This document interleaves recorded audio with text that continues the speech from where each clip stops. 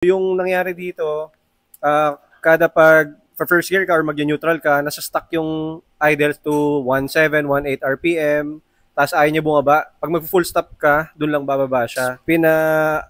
Throttle body cleaning ko, then yung injector lahat. Pero after, sa labas ko siya pinagawa eh. After nun, same pa rin ang problem, hindi pa rin siya na-fix. So, nakita ko tong shop nyo, kasi nirecommend sa akin yung isang friend ko na maganda daw reviews at the same time, totoo nga, maganda. So yun no, yun yung i-resolve natin dito sa problema ng unit ni boss. So naghahunting yung idle. So pagka ganito kasi mga Honda, it is very necessary na pagka nagpapa-perform tayo ng mga ganong klase ng preventive maintenance like injector cleaning, full intake service, yung paglinis ng throttle body, it is very necessary na kailangan maalam talaga yung technician na nagpa-perform. At the same time, dapat kumpleto tayo ng gamit like scanners na magagamit natin dun sa para ma-perform natin ng maayos yung preventive maintenance na kailangan ng unit. Kasi kagaya nito, naglinis ng throttle body tsaka ng injector. So pagka ganito kasi mga unit like sa mga Honda City VX, Honda City na mga 2013 model na L15A series yung makina, kailangan dyan, i-reset mo yung throttle body mo para mag-recalibrate siya doon sa factory setting.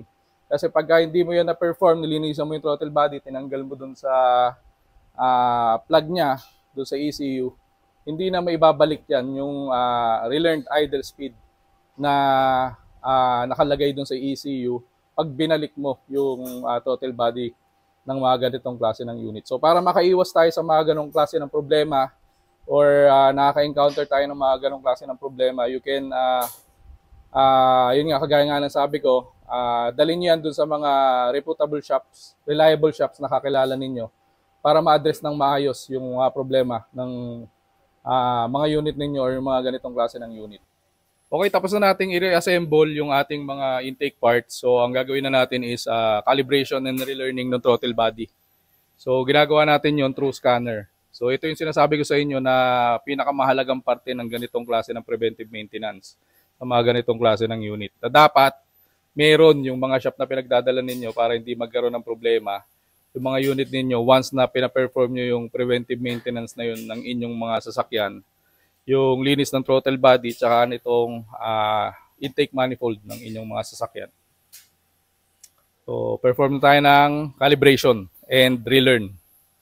So itong mic na to, ilalagay ko siya dito sa may throttle body para marinig ninyo yung humming sound. Yun yung indication na nagre-recalibrate na yung butterfly ng ating throttle or yung ating throttle plate para maibalik natin doon sa factory setting or ideal idle position or idle speed yung ating makina.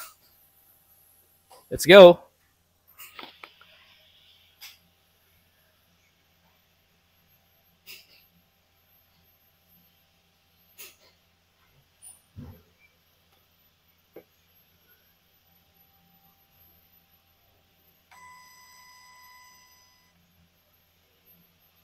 Okay na. One more.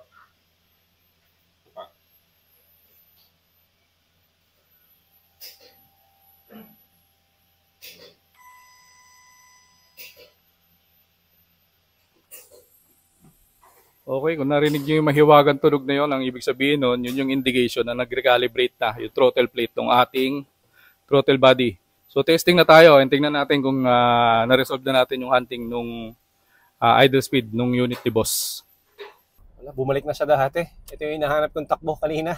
Na hirap ako kanina sa traffic papunta dito kasi naglalag yung RPM eh. So ito, pag nag-idle or nag-menor, hindi na nag-freeze yung RPM, so smooth na siya. Yung pagbagsak niya, tsaka yung pagtapak, actually pati yung takbo niya. So maganda. Plus yung naging plus factor din yung iridium. Kasi na-resolve natin yung problema ng unit. Yun ang hinahanap kong takbo, ganun.